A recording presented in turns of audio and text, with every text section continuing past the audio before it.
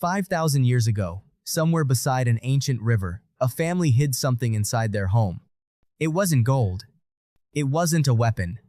It wasn't a message from a king. It was a handful of grain.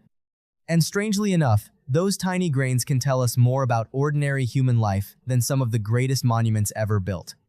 Because when you look at an ancient civilization, you usually see what its rulers wanted you to remember.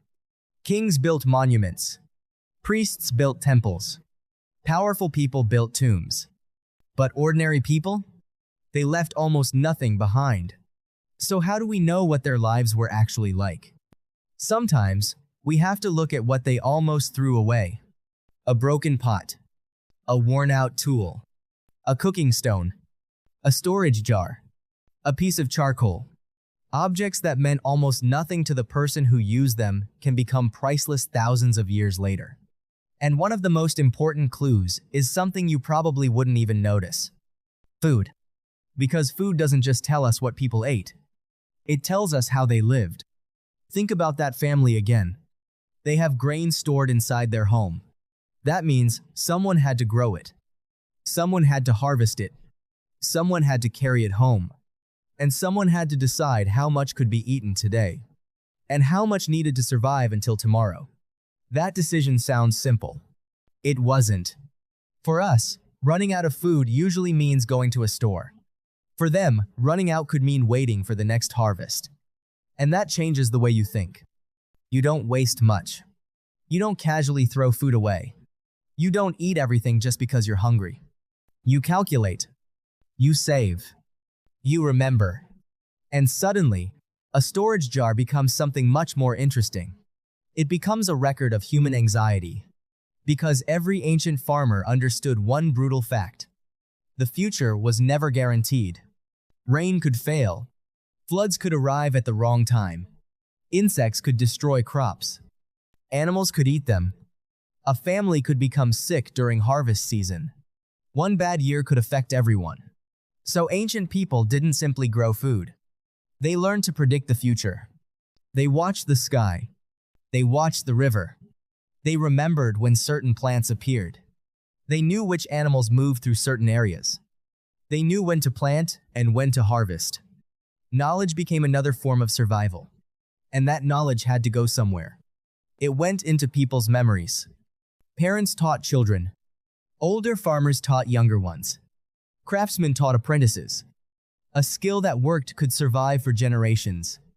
A skill that failed could disappear with the person who made the mistake. But there was another problem.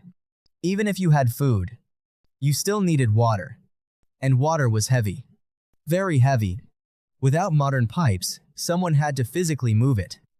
That meant thousands of journeys. River to house. House to field. Field to animals. Day after day.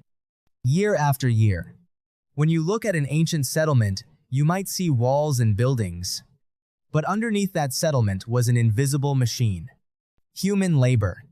Hands carrying. Feet walking. Backs lifting. People grinding grain. People digging.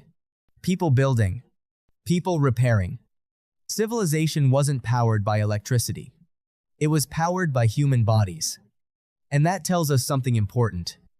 Ancient life wasn't necessarily one endless struggle. People also had moments when they weren't working. They talked. They played games. They told stories. They celebrated festivals. They fell in love. They argued. They laughed. They raised children. In other words, they were still people. This is where ancient history becomes strangely uncomfortable. We like to imagine that humans have completely transformed. We have smartphones, cars, air conditioning, supermarkets, medicine, artificial intelligence. But underneath all of that, many of our basic concerns are still familiar. 5,000 years ago, someone worried that the harvest might fail.